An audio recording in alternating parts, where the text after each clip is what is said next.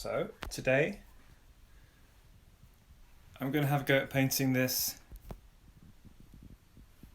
Okay.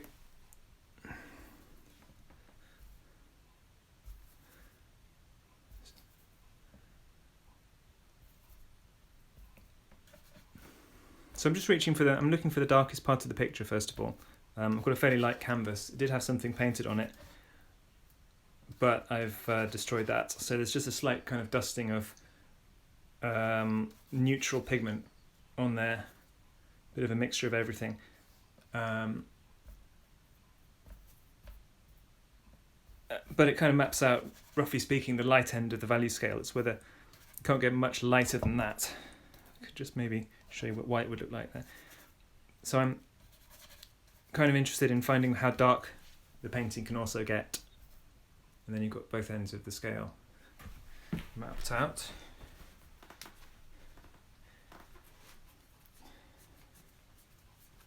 Also looking for strong colour, first of all. With this palette, I've got lemon yellow, cadmium yellow. There's a bit of burnt sienna there, but that's from kind of convenience, really. It's not part of the chromatic palette. Ignore that. Cadmium red, permanent rose, ultramarine, and viridian. So there's a cool and a warm yellow, a warm and a cool red, and then there are basically the two. Think of them as two cool blues, really, but one inclining towards green and yellow, and the other one going the other way towards purple and red. So two of each primary colour in this palette.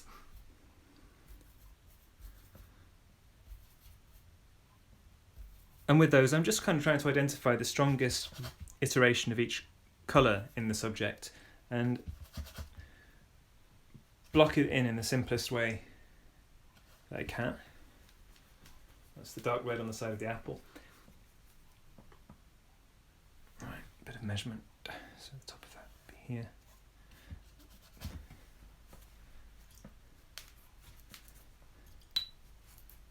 And it's an interesting subject in a way. It's more interesting than just an apple. I'm not going to lie, because it's got two objects of rather different properties. The apple is opaque and highly saturated, and the let me just see if I can line this up better. There we go. And the bottle has got some colour in it, but it's basically transparent, and it's just slightly changing the colour that you see behind it. So the apple kind of declares itself. All of the surfaces of the apple are brightly coloured and solid. The bottle is sort of hiding as it sits there. It's only really obviously present when it's catching the light in some way. So paying attention to where the reflections on the bottle are and where they aren't as well, really important. Also how it's changing the colour of what I'm seeing through it seems really important. Because as I say, the bottle is pigmented as well. Pigmented, it has it's kind of blue-green. And that's a different colour altogether to the more mid-blue colour of the top of that book that he's sitting on, which is more like that. There we go. Keeping this one really simple, by the way. I'm just going to try and find a few colours to represent this experience and not to fuss. Easier said than done. I'm going to try and time it to half an hour, and then if I think it's a useful little demo, I will upload it to YouTube, cutting it down to about 15 minutes.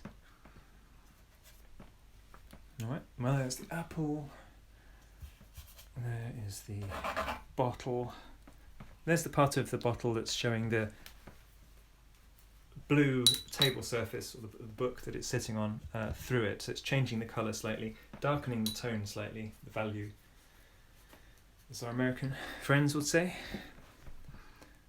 I'm just going to put that there as well. Right.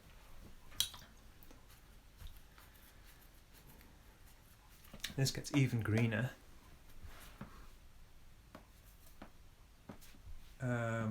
a tiny bit darker.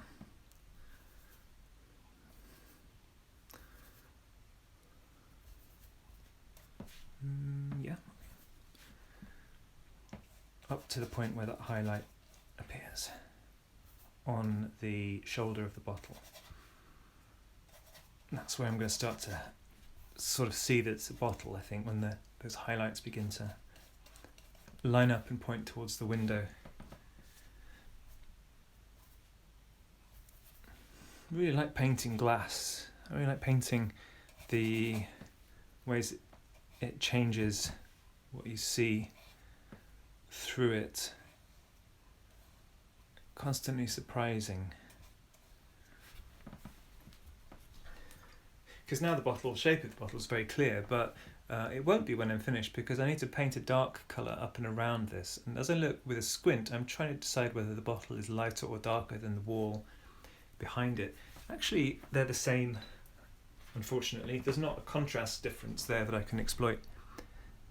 So I'm going to try to make a warmer colour, because I'm feeling that the background here is redder in relation to a green bottle here. And just to keep it the same value, like a continuum through here. Alright. I am grateful for the people who have watched these videos, by the way. I'm still quite new at this, and I'm trying to find a good way of putting something useful together that I can share. It just sort of captures like the very simplest sort of essence of each little project, and doesn't get too bogged down. All right.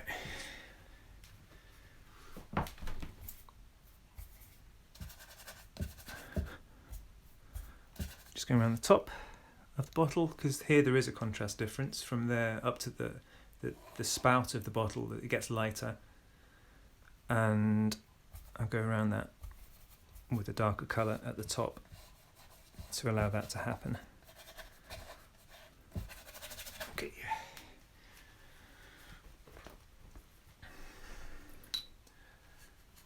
Keeping the whole thing moving at the same time, I wouldn't want to just paint the bottle now. I'm going to go back to the apple and have a look at some of the warm colours of the apple in light, beginning with the red warm.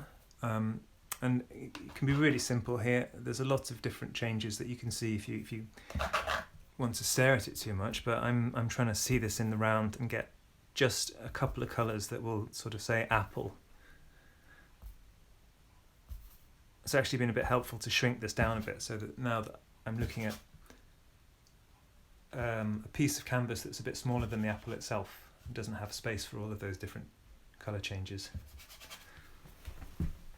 I think it's looking nice against that green. Yes. And now a little bit more purpley mauve on the base. That's too dark, because it's getting as dark as that, and there has to be a difference between the light side and the shadow side, I feel. So, come on. Get rid of that. Right, what next? Yeah, okay.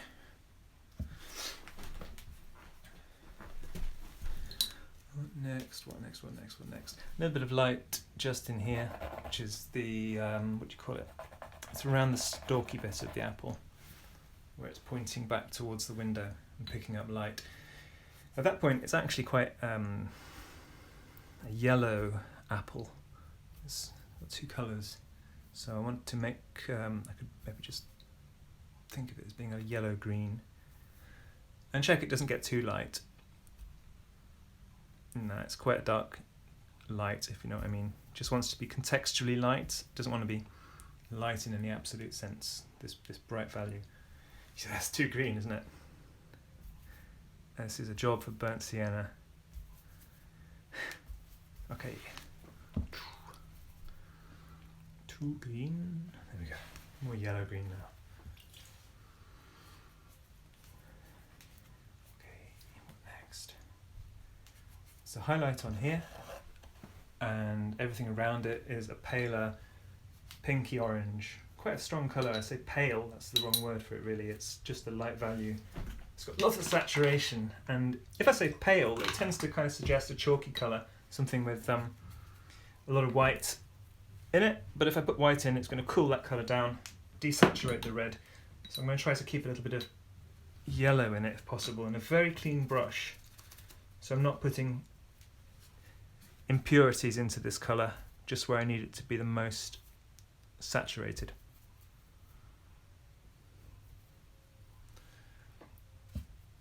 Something like that. Maybe a tiny bit darker. I could get more oomph in it. There we go. Just not looking at the apple and getting bogged down in how complex that is. Just going on the canvas, simplest routes to completing the apple. Now, background colour. Just checking that it's going to feel like the same colour on this side. I think it lightens a little bit. And I'll just try and do that in a couple of steps from there to here. One. And now a slight purpley here. And then slightly lighter, as I say, I've got on the left side. Possibly has that lighter and maybe more blue, pinky, purpley kind of colour. Away from green towards a blue, pinky, purpley kind of colour.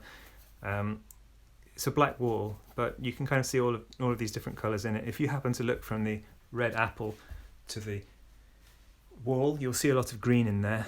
And if you look at the green bottle and then look at the wall, you might see more red in there. So the colour's going to be a bit of a compromise between all of these different opinions of what it might be. A bit too cool there, so let's try that. Right, nearly there.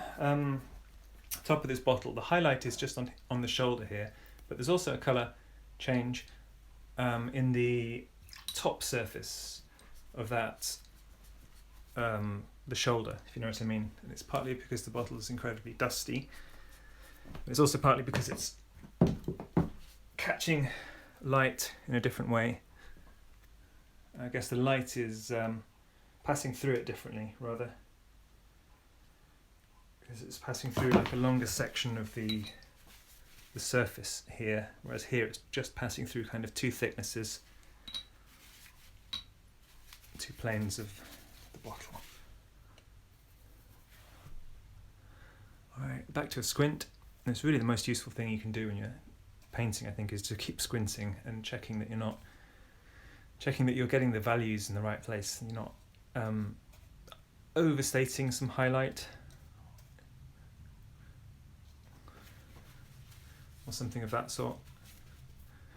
Okay, and then the shoulder and the top is a lighter colour, but what colour is it? I think it's, see this again, yeah, it's similar to that, but it's a slightly purpley light colour. So I'll just start by trying to make a purple and see whether it needs any adjustment. How's it different from there? I think it needs to be a bit more green. It's one of those colours that if you mix Viridian or Phthalo green, something like that, and add alizarin crimson or rose to it, they get some beautiful kind of smoky, bluey greys. Nevertheless, they're not that blue. And so if you put them next to kind of a blue that's made out of ultramarine, like this one is, then it will feel like an appreciable step kind of away from blue, which is what I'm after. There you go. So it's kind of like the blue, but it stays quite grey. It's actually quite similar to this, but that wants to be more warm. So a bit of yellow. Oof, that's a hideous colour. Right. It's too light, that's why that's wrong. Never mind that. Okay, we come to the interesting bit now, these highlights. I have been thinking about them the whole time. They're not just going to be added on later. They want to have one big one here, a little one here, and one on the side of the apple. One way of doing this would be to just get my white paint and go bloop, bloop, bloop. But that would of course look awful, because all the other colours are considered, and these ones want to be equally considered. The first thing to check is whether they're all equally bright. Squinting again. And it shows me that the brightest highlight is the one on the shoulder of the bottle, as I thought. It's a little bit more left than that. Never mind that, but it's not. I don't want to. Oh, crap! Don't want to make it too tiny to give it decent brush marks worth. And when I squint, it seems to get bigger.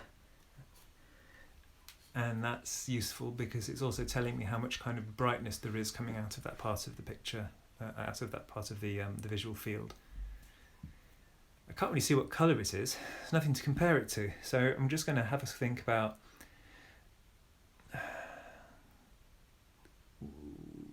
the next brightest thing, which is the light on the apple here. Another next brightest thing might be, we come to perhaps even these colours, the blue of that surface. And it's just a way really of finding out whether this feels like a warm or a cool light. Is it going to feel like a kind of golden light, or is it going to feel like at least a slightly more yellow-green, or, as I suspect, is it getting cooler and more blue? I'm going to have a go at making it a cool bluish colour. And it's one of the reasons I use Viridian is because it's quite good for making light blues. Weirdly, it's green, but when you're adding white to a colour, you're always cooling it down. And that pushes the green towards a kind of blue on the colour wheel. If you think about blue as being the cool part of the colour wheel, if you start with green and you add white, you're actually pushing it towards the blue. The same happens with red. You take an orange and add white to it, and the redness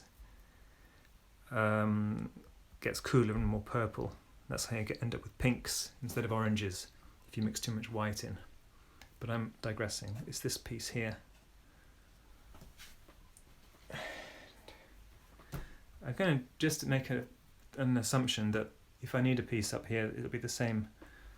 Yeah, okay, that will do. Now, I just want to balance it now against what I'm seeing in this area, and then I'll finish.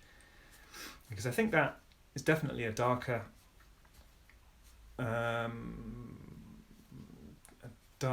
highlight. And if I ask about the colour, if I interrogate the colour by comparing it to similar bright colours, I definitely see it as more purple, pinkish. Makes sense, it's an apple, but I mean, don't take for granted that it's going to be red just because it's on a red surface. Light can do strange things. That was just me faffing around. This one then. So it wants to be a little darker than the colour I have here, and kind of an altogether different colour that's sort of red and white, and whether a cool or a warm red. I'll start by thinking maybe it's a cool red, rose, just keeping it that colour. Ooh. It's rather nice, I'll try that.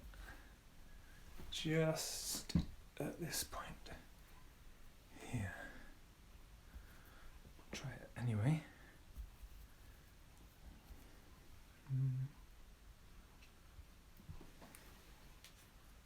Yeah, I think it's too light. Maybe. I'm squinting, looking at it. Yeah, I made it too similar to the brightness of the highlight there. That's something that often happens. If you make all your highlights of equal strength, it really kind of it's terrible for eroding belief in the kind of painted light of the picture. It just sort of looks like, oh really? Every stroke is spot of light here, spot of light there. Everything becomes really glossy. It can be horrible. But I think that's okay now.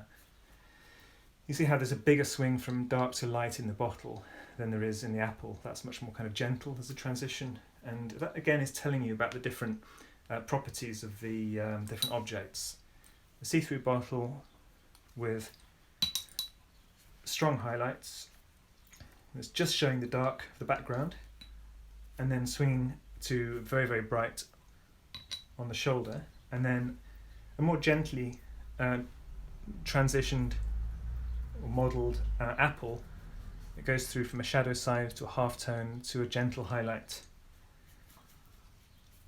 And that's all I'm going to do. Thank you very much for watching, and I'll see you again.